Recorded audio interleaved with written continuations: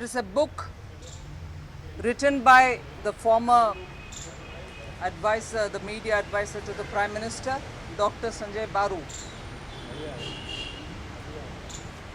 which actually has come out with a lot of revelations about how the UPA government was run. He was, after all, in the PMO, saw it all in close quarters, held an official position. The BJP would like to say that all those charges which we have periodically raised in the houses of the parliament, Lok Sabha and in Rajya Sabha, and also recently in the charge sheet that we brought out, every such allegation or charge that we have levelled at the doorstep of the UPA has been vindicated by the revelation in this book. That the dual power center was undermining the authority of the Prime Minister's office was one of our very important and first and primary charge. That has been proved. Srimati Sonia Gandhi received the files much before the Prime Minister saw, and she approved of important files much before he even signed it. It raises a very important question, that was she the de facto Prime Minister? And more importantly, for the Congress party, which went about telling the whole world about a certain sacrifice which was made, that sacrifice to give up the most important position in this country, a sacrifice which was made because there was an inner voice. We wonder if you could be seeing the cabinet files, raising questions about what is the level of Official Secrets Act, and approving of such files before the Prime Minister himself signed it. It raises very serious issues about how UPA undermined institutions in this country, made a mockery of the Constitution, which has given us a well thought out structure of governance. Similarly, there are many more such allegations on which I think the First Family stands completely exposed. Every such claim made by the First Family about them being away from power has now come to be standing absolutely bare, completely exposed. And therefore, I think on every such question raised in this book, every such question which vindicates the BJP's charge sheet, it is now the First Family, the UPA chairperson Sonia Gandhi ji, and the Congress party which has to answer every one question which has been raised in this book. The allegations are of serious nature. They cannot be rubbished, as the Congress would like to call it. They have to be taken seriously because it is no Tom, Dick and Harry on the street who's written the book. It was, after all, somebody who was in the PMO holding an official position. And therefore, the BJP demands that Mrs. Sonia Gandhi come out clean on this matter. After all, we've been told to believe that there was a sacrifice. And if indeed she was actually running the government, now it's time to answer, I would think.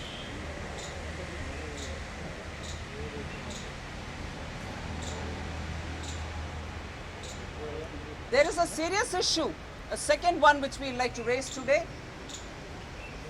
that the Election Commission has taken serious note of what is happening in Uttar Pradesh, and we are grateful for that.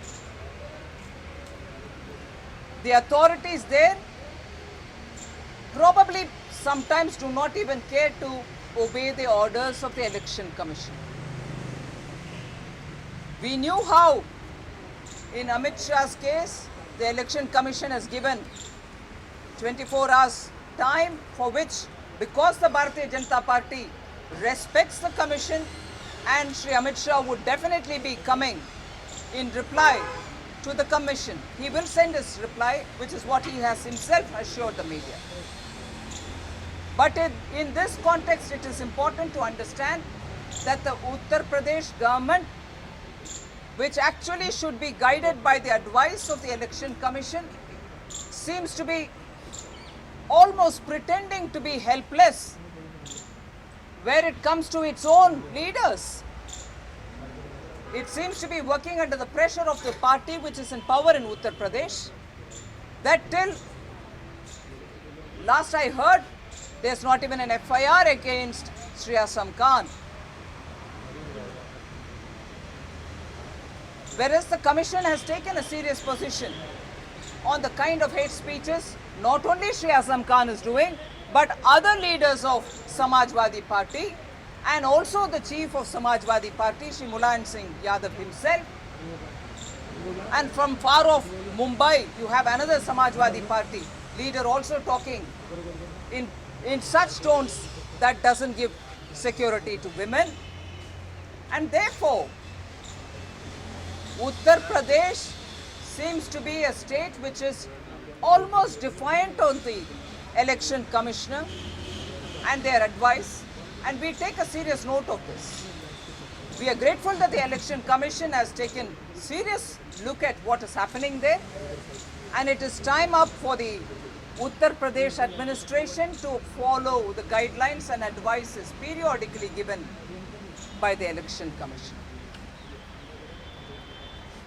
A third point,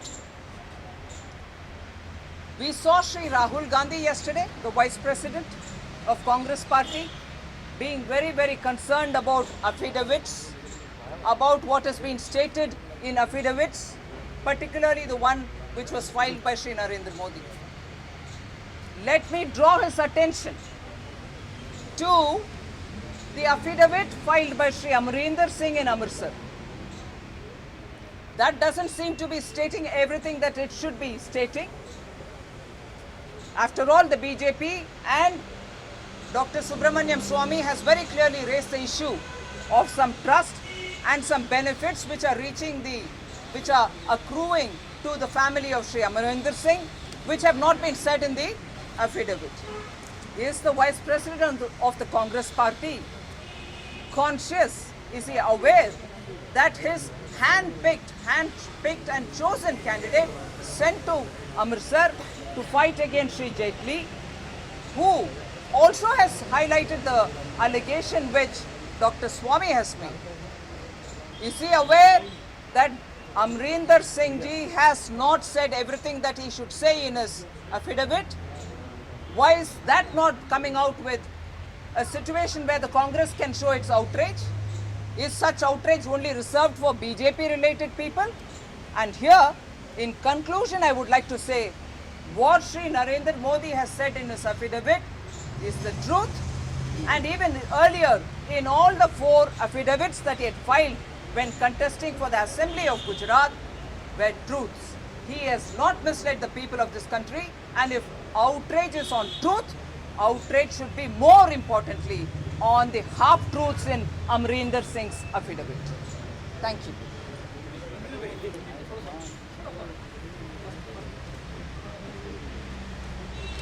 आज श्री संजय बारू जी के किताब के बारे में बहुत चर्चा हो रही है।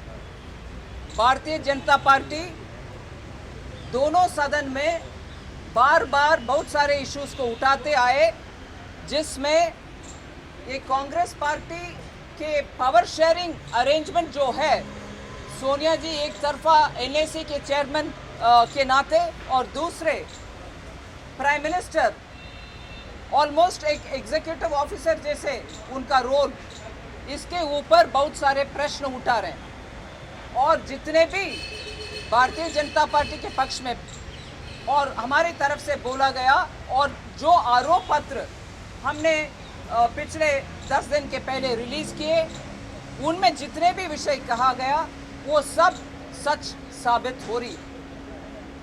आज जो त्याग मूर्ति के रूप में कांग्रेस पार्टी अब तक श्रीमती सोनिया गांधी का इमेज को बनाते आए, उस इमेज तो अभी खत्म हो गया है।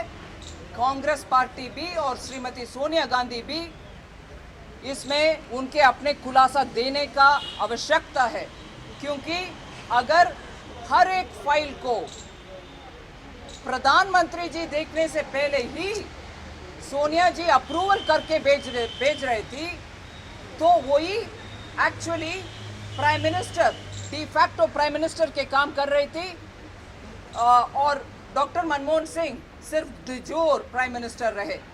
इसीलिए त्यागमूर्ति का वो फर्स्ट फैमिली जो हम बोलते हैं कांग्रेस फैमिली, उसका पूरे खुलासा हो चुका है इस किताब के द्वारा। वो उनके तरफ से क्या वो त्यागमूर्ति के इमेज में कहाँ कमी हुई, इसके खुलासा दें कांग्रेस पार्टी। और इस किताब के ऊपर बहुत सारे ऐसे प्रश्न आ रहे हैं, मतलब उस किताब के द्वारा बहुत सारे प्रश्न उठा रहे हैं जिसका हर एक का कांग्रेस पार्टी जवाब देना चाहिए, क्योंकि वो किताब कोई आम जनता से कोई आदमी नहीं लिखा है। ऑथर उस किताब का जो प्राइम मिनिस्टर के मीडिया एडवाइजर थे उन्होंने लिखा है, इसीलिए उसका महत्व है। दूसरा विषय ये है कि उत्तर प्रदेश में आजम खान जी हो, मुलायम सिंह जी हो या समाजवादी पार्टी के बहुत सारे नेता हो, वो तो बार बार हेट्रेड स्पीच करते आ रहे हैं और उत्तर प्रदेश शासन चुनाव आयोग के डायरेक्शन में कम काम कर रहे हैं, आलस दिखा रहे हैं, जिसको चुनाव आयोग ने उनके संज्ञान में लिया। उसके लिए भारतीय जनता पार्टी चुनाव आयोग को बधाई देती है। मगर ये सच है कि उत्तर प्रदेश के सरकार चुनाव आयोग से आज्ञा आने तक और शायद अभी तक आजम खान के ऊपर एक बार भी एफआईआर दर्ज नहीं कर पाए। मगर अमित शाह जी के ऊपर पहले एफआईआर, फिर चुनाव आयोग से नोटिस। ऐसे कामकाज करने वाले उत्तर प्रदेश सरकार जवाब देना चाहिए कि वो सुप्रीम और चुनाव आयोग के आदेश को पालन करेंगे या नहीं करेंगे। और तीसरी एक मुद्दे है वो श्री राहुल गांधी के ऊपर जो श्री नरेंद्र मोदी जी के एफिडेविट, उसके ऊपर उसमें जो उनके पत्नी का नाम जिक्र करने के विषय में इतने टूट पड़े। क्या अमरिंदर सिंह जी के एफिडेविट में आधा अधूरे डिटेल्स देख करके उनके एफिडेविट दाखिल हुआ, उसके ऊपर आपत्ति नहीं है?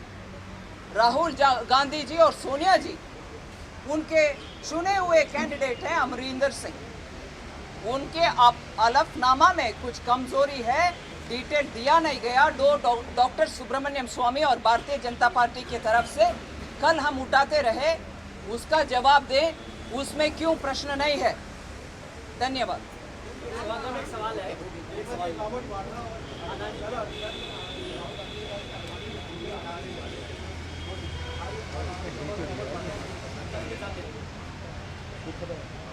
वो दूसरे के लेक्चर देने के लिए तैयार है, अपने पक्ष में से ऐसे जो हो रही है।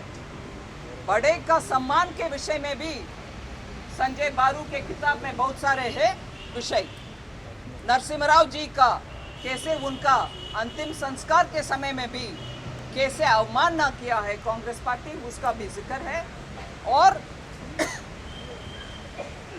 इंडस्ट्री के बारे में बात करने वाले कांग्रेस आज बोलिए इस फोटो के बारे में वो क्या जवाब दे?